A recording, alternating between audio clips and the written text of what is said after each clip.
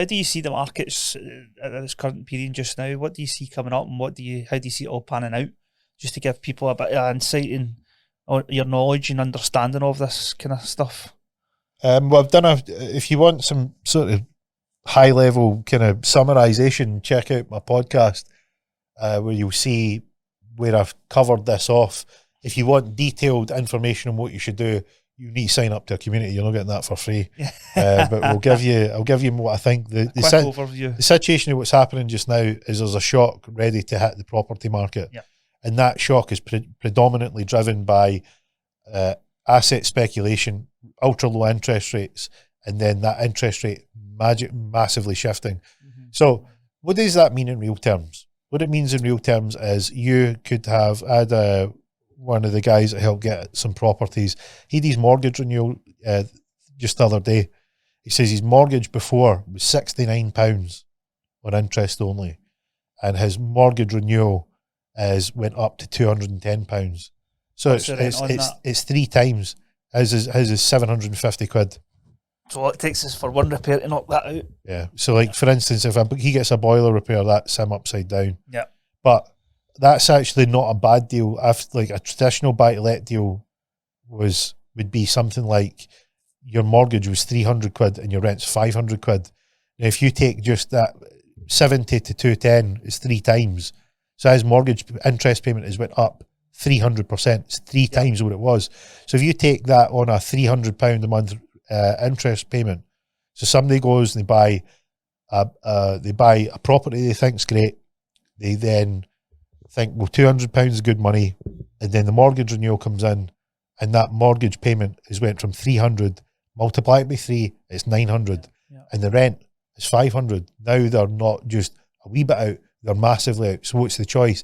You either front £400 of your own money, right? Remember, you bought it to give you and put money in your pocket. Now you're putting money out your pocket, and any repairs are on you to pay, or you need to sell it. But everyone is in the same boat because the interest rates will all come to an end within a bracket of time. So what you're going to have is a wave of people that are needing to sell their properties, but they are expecting this price.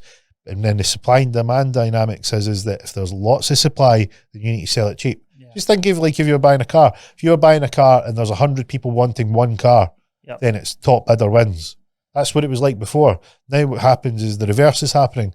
Now there's 100 cars and only one buyer. Yeah. So now everybody's trying to sell it at the lowest price possible. But because people have a mortgage on their house, there's a limit to how low that they can sell.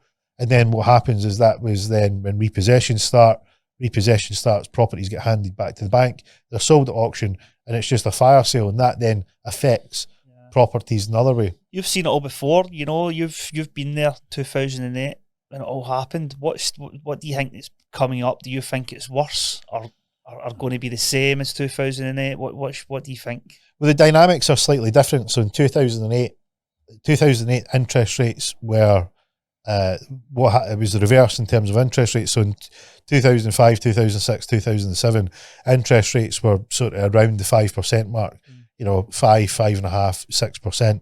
What they are just now? Yeah, so they were normal, right? And then what had happened is that lots of the banks got greedy and they lent money to people that would have never been able to repay the mortgages.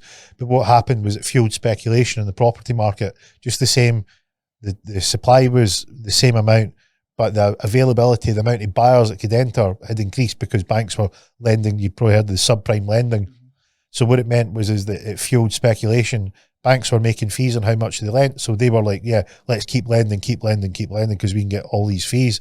But then eventually it's like House of Jenga, it rolls over. So the governments and central banks around the world decided to bring what do we do if this whole market implodes? We can't just write everything off. What we can do is we can bring the cost of how much that borrowing is down. Yeah. So they did that, and now interest rates were artificially low. So it meant that people that had a big mortgage were then paying a much lower amount. So it was like, right, the property prices are still high, right? The mortgage is still high, but I can afford it, so they can weather the storm.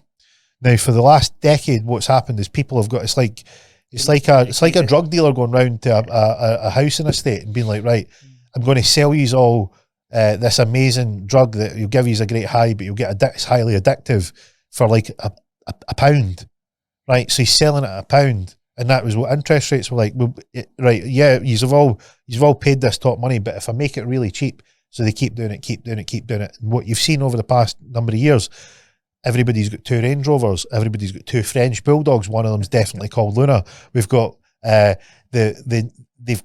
2 of them with a 6-bedroom house and a 4-bedroom, 4 en-suites. What do you need that size of house for? Yeah. And it's just fueled this speculation, and that's been driven because they'll go to the bank and they'll say, I want to borrow, how much can I borrow? And the interest rate part is really cheap, like the drug dealer. Here, this is cheap. And then what happens? Everybody gets hooked. Yeah. And then the dealer is where we're going to ramp up prices once everybody's hooked on it. Mm-hmm. That's what's happened, is everybody has got used to this really low interest rate. Interest rates haven't went parabolically high. They've just went back to normal. Yeah. And that's what people don't get. Everybody's been getting it far too easy. If you've been invested, if you were in the market back then, now you've got 2 situations, Smythe. Yeah. Let me tell you what the 2 situations are.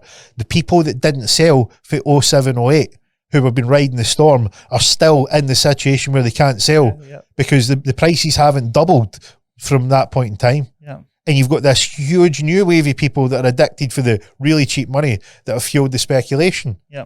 Right? So it's not resident.